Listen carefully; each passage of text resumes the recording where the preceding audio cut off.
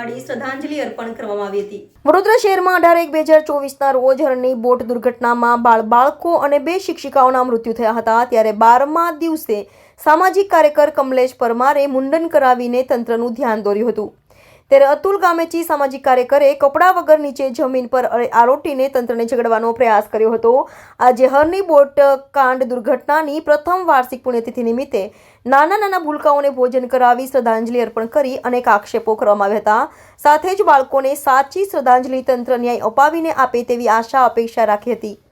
સાથે જ બાળકોના માતા પિતાને વળતર મળે તે હેતુથી સરકારનું તેમજ વડોદરા શહેરના જવાબદાર વ્યક્તિઓનું ધ્યાન દોર્યું હતું।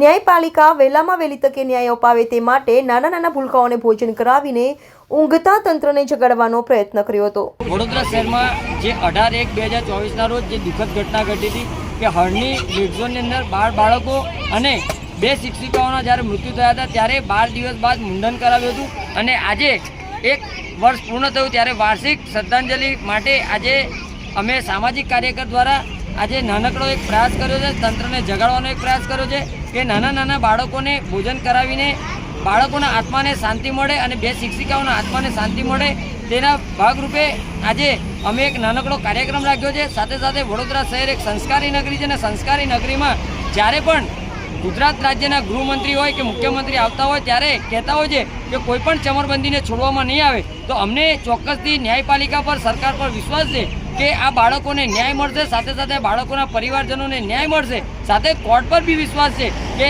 આવનારા દિવસોમાં આ જે નાની માછલીઓને પકડવામાં આવી છે અને મોટા મગરોને જે છાવરવામાં આવે છે, આ ચોક્કસથી આ મગરોને વહેલામાં વહેલી તકે સજા થાય એવી કુદરત પાસે પણ, ન્યાયપાલિકા પાસે પણ અને તંત્ર પાસે પણ એક આશા અપેક્ષા રાખીએ છીએ। તે હેતુથી આજે અમે એક નાનકડો કાર્યક્રમ કરી અને તંત્રને જગાડવાનો એક પ્રયાસ કર્યો। હર 1/24 કાળો દિવસ એને આજે 1 વર્ષ થયું છે। આપણે જ્યાં ઊભા છે એની પાછળ બોટ દુર્ઘટના થઈ હતી અને અહીંયા બોટ પલટી મારી ગઈ હતી।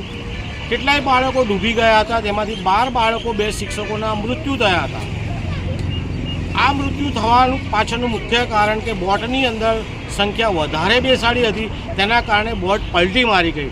મુખ્ય કારણ એ છે કે લેગ ઝોનના માલિકો દ્વારા કે એમના કર્મચારીઓ દ્વારા અહીંયા કોઈ પણ જાતની ચીવટતા રાખવામાં આવી ન હતી અને નિષ્કાળજીના કારણે મૃત્યુ થયા હતા। સાથે શાળા સંચાલકો દ્વારા પ્રવાસ અહીંયા લઈને આવ્યા છે ત્યારે બોટમાં કેટલા બેસાડવા જોઈએ, કેમ બેસાડવા જોઈએ, તરવૈયા રાખવો જોઈએ, આ એ લોકોની પણ નિષ્કાળજી હતી।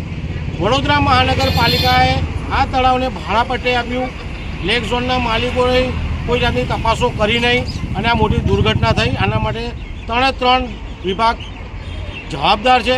આજે 1 વર્ષ પૂર્ણ થયું છે ત્યારે અમારા દ્વારા અહીંયા જે 14 આત્માઓ મૃત્યુ પામી છે એવી રીતે 14 બાળકોને આજે ભોજન કરાવ્યું છે અને 14 આત્માઓને શાંતિ મળે એના માટે આજે શ્રદ્ધાંજલિનો કાર્યક્રમ સાથે વડોદરા શહેરની જનતાને જગાડવાનો કાર્યક્રમ રાખ્યો છે।